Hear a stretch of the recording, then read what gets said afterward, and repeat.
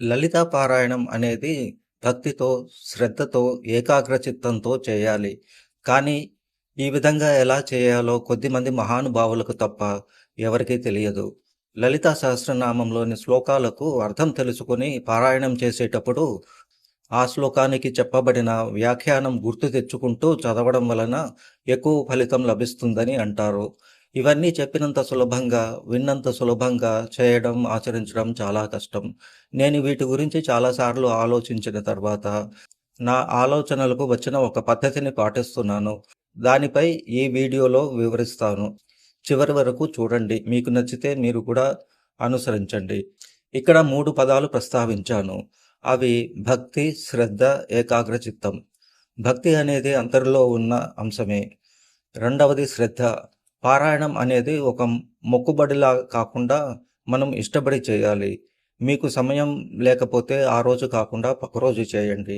మీరు అనుష్ఠానంలో లేకపోతే ప్రతిరోజు పారాయణం చేయాలనే నియమం లేదు. మీకు వీలైనప్పుడే శ్రద్ధతో చేయండి. ఇక మూడవది ఏకాగ్రచిత్తం.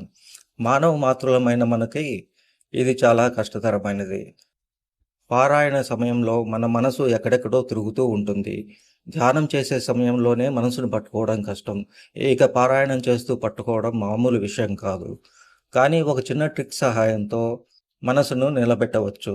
అమ్మవారి వీడియోలలో మీకు నచ్చిన ఒక వీడియో డౌన్లోడ్ చేసి పెట్టుకోండి. అమ్మవారి అభిషేకం వీడియోలు, అమ్మవారి పూజ వీడియోలు, అమ్మవారి అలంకరణ వీడియోలు, అమ్మవారికి చీర కట్టే వీడియోలు, వీటిని శారీ డ్రేపింగ్ వీడియోలు అంటారు. ఇవన్నీ యూట్యూబ్లో చూడండి. నచ్చినవి డౌన్లోడ్ చేసుకోండి.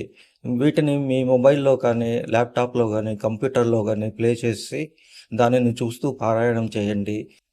ఇవి మీకు నచ్చిన వీడియోలు కాబట్టి మనసు ఎక్కడికి వెళ్ళదు.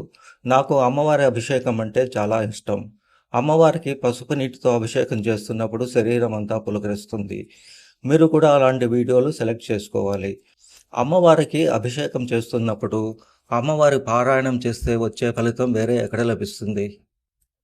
కానీ ఇక్కడ కండిషన్ ఏమిటంటే, మీరు లలితా సహస్రనామం చూడకుండా చదవగలిగి ఉండాలి. అన్ని శ్లోకాలు నోటికి వచ్చి ఉండాలి. అలాంటప్పుడే మీరు అభిషేకం చూస్తూ పారాయణం చేయగలరు. మీకు రాకపోతే నిరుత్సాహపడకండి. నేర్చుకోండి. అమ్మవారు ఇచ్చిన ఈ జీవితంలో అమ్మవారిపై శ్లోకాలు నేర్చుకోవడానికి కాకుండా వేరే దేనికి ఉపయోగిస్తాము. అందరికీ శుభం కలగాలని ప్రార్థిస్తూ శ్రీమాత్రే నమః.